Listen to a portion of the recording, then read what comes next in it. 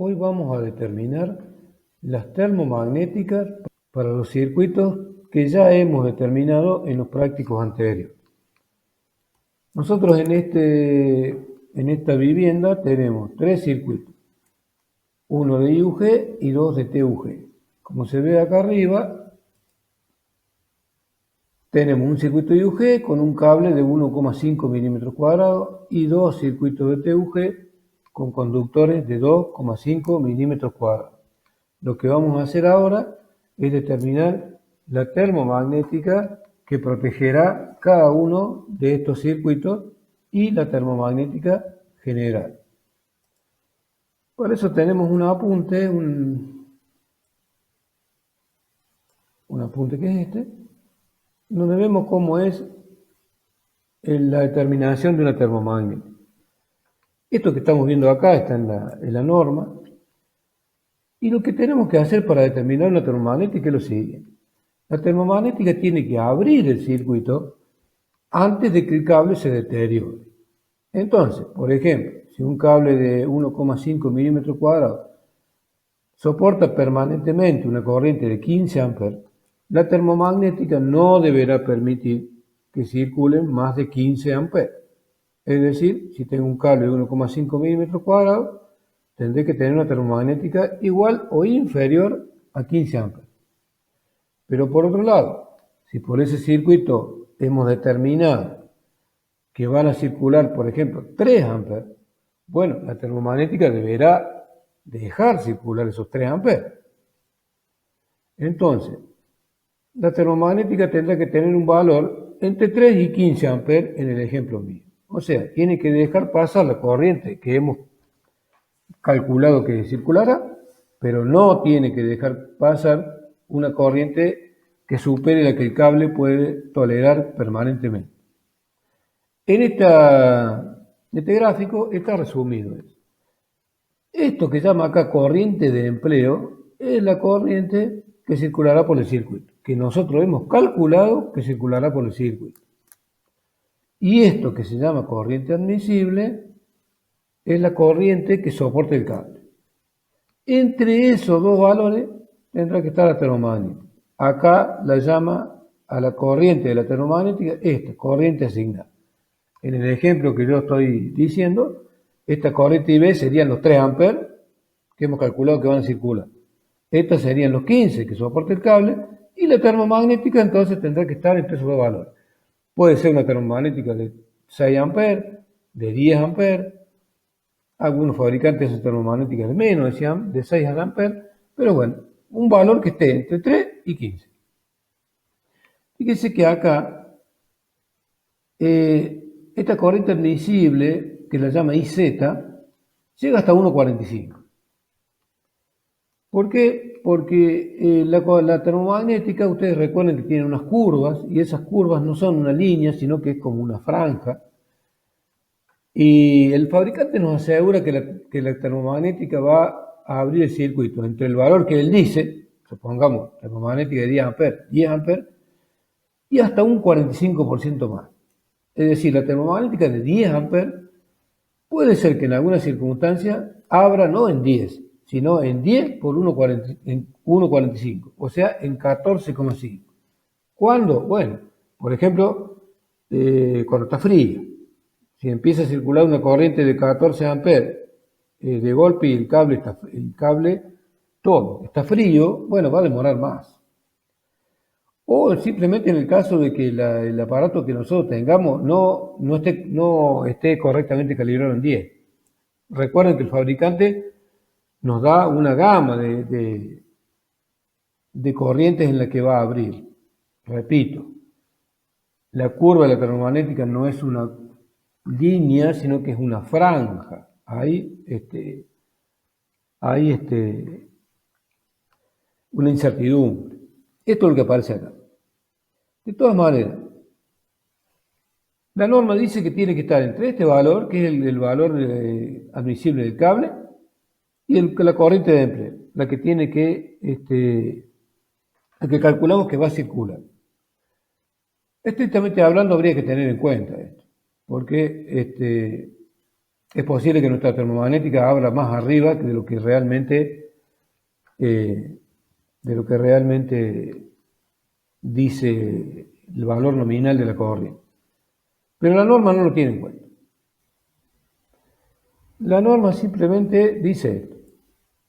La IN, que vendría a ser la corriente asignada, la corriente de la termomagnética, debe ser mayor a la corriente que va a circular por el circuito, corriente de proyecto le llama, y menor a IZ, que es la corriente que admite el cable. En el ejemplo que yo estoy dando acá arriba, por ejemplo, teníamos 10 amperes de corriente de circulación, 18 que soporta el cable, bueno, y elegimos una de 16. Así que nosotros lo que vamos a hacer es ver que la corriente asignada de nuestra termomagnética o corriente nominal esté entre la corriente de empleo y la corriente admisible del cable.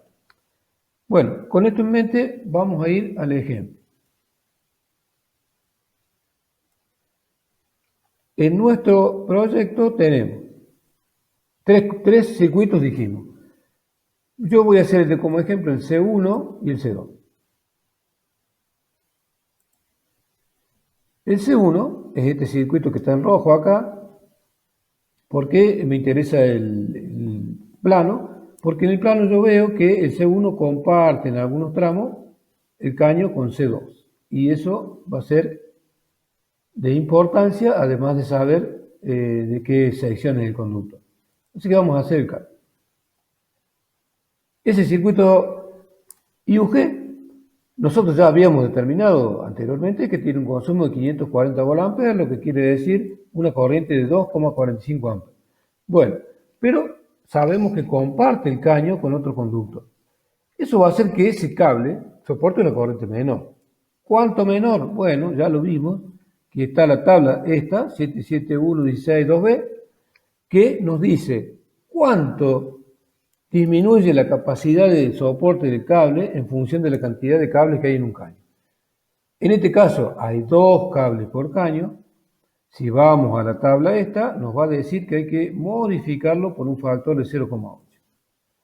Como nosotros tenemos un cable de 1,5 milímetros cuadrados, en esta tabla que ya hemos usado, obtenemos que ese cable soporta una corriente de 15 amperes. Pero debo corregirlo con este factor de 0,8. ¿Qué hacemos? Simplemente multiplicamos 15 por 0,8, mira, 12 amperes. Entonces tengo que la termomagnética tendrá que estar entre una corriente de empleo de 2,45 amperes y una corriente admisible de 12 amperes. Bueno, tengo que buscar alguna termomagnética que me cumpla con esos requisitos. Pero vamos a decir otra cosa antes. Las termomagnéticas tienen una corriente de cortocircuito máxima que soportan, que viene asignada para cada parámetro. Vamos a suponer que en nuestra vivienda, en la zona donde nosotros vivimos, tenemos una corriente de cortocircuito máxima de 2000 amperes. Yo lo supongo porque esto nos lo tendría que dar la empresa distribuidora de energía, no lo podemos calcular nosotros, lo podemos estimar, pero no tiene sentido. Pero 2000 amperes es más de lo que hay en cualquier barrio residencial. Así que si soporta 2000 amperes, estamos cubiertos. Pero volvamos a lo anterior. Dijimos que nuestra termomagnética tendrá que tener como mínimo 2,45 amperes, como máximo 12. Y una corriente de cortocircuito de 2000 amperes o 2 kiloamperes. Bueno, tenemos que buscar una que cumpla con esos requisitos. Yo voy a usar el catálogo de Schneider Electric, pero se puede usar cualquier fabricante. Y he extraído de ahí una página, que es esta. Unas termomagnéticas que se llaman tipo P60N. Como ustedes ven, estas termomagnéticas soportan una corriente de cortocircuito de 4500 amperes. Como nosotros tenemos una corriente de 2000 amperes, estamos cubiertos. Fíjense acá, dice, el poder de cortocircuito de la termomagnética tiene que ser superior al que nosotros efectivamente tenemos, ¿no? Que sería la corriente de cortocircuito que nosotros tenemos en nuestra casa, que son 2000 amperes. Es decir, cualquiera de estas que yo elija acá tiene una corriente de cortocircuito de 4500 amperes, es decir, será suficiente. Bueno, dijimos que tiene que estar entre 2,5 y 12. Bueno, acá tengo, fíjense, la de 6 y la de 10, cualquiera de las dos cumple con esa condición. Yo voy a elegir una de las dos, por ejemplo la de 10 amperes. Entonces, ya tenemos determinada la termomagnética. Será una termomagnética P60N de Schneider Electric, Telemecanic, de corriente nominal 10 amperes. De dos polos, por supuesto, ¿no? Fácil no. Fíjense que incluso acá tenemos el número de catálogo, por si lo queremos pedir por catálogo. Acá está, esto que acabo de decir está resumido acá. Perdón. Acá. Elegimos una termomagnética Schneider P60N de 10 amperes, curva C, bipolar, número de catálogo tal. Vamos a repetir el proceso para el circuito TUG1. Recordemos que habíamos hecho el cálculo ya, que consume 2200 VA, lo que equivale a 10 amperes. Pero tenemos un cable de 2,5 milímetros cuadrados. De acuerdo a la tabla 12.1, este soporta 21 amperes. Como en el plano también vemos que en algunos tramos comparte el caño con otro circuito, es decir, hay dos circuitos en el mismo caño, lo corregimos como hicimos antes. Como son dos circuitos por caño, también el factor es 0,8, me da 16,8. Entonces, tenemos una corriente mínima de 10 amperes y una máxima de 16,8. Entonces, podremos elegir una termomagnética de 10 amperes, de acuerdo a este catálogo, vamos a buscarlo de nuevo, de 10 amperes o de 16. No tenemos ninguna otra al medio, así que en este caso podemos elegir de 10 o de 16. Yo elegí la de 16, curva C, bipolar, etc. En los circuitos domiciliarios siempre usamos la curva C, por eso no hice referencia a eso. Fíjense que estas que estamos viendo acá son todas curvas C.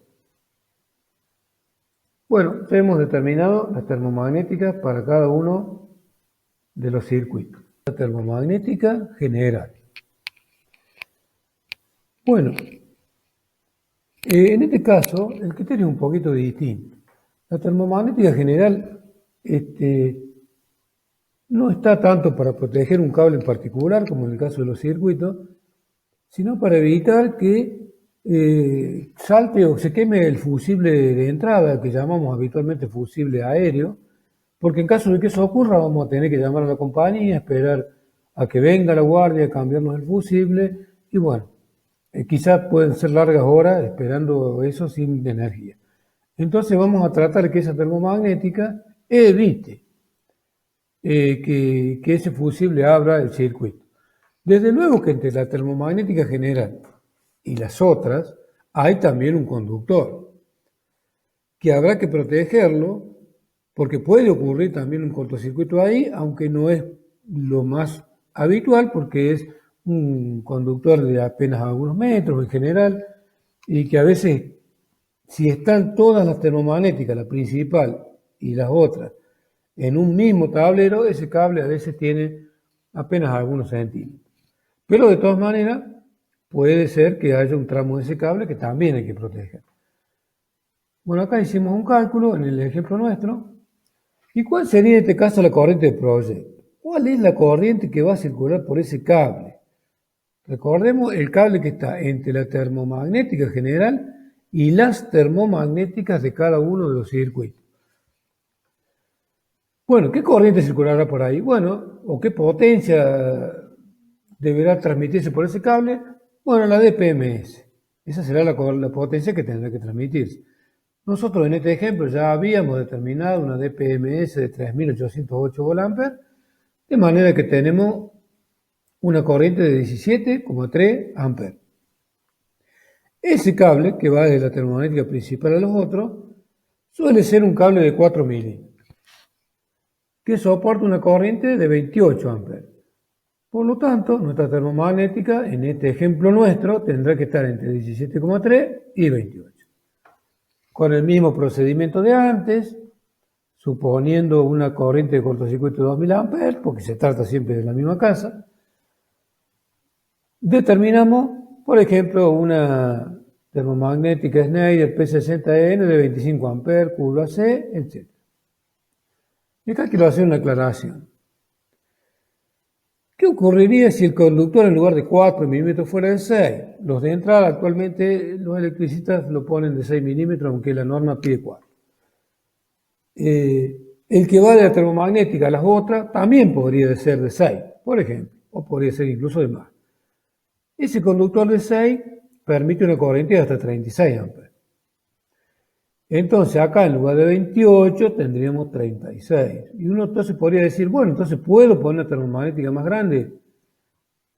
Y no sería conveniente. ¿Por qué?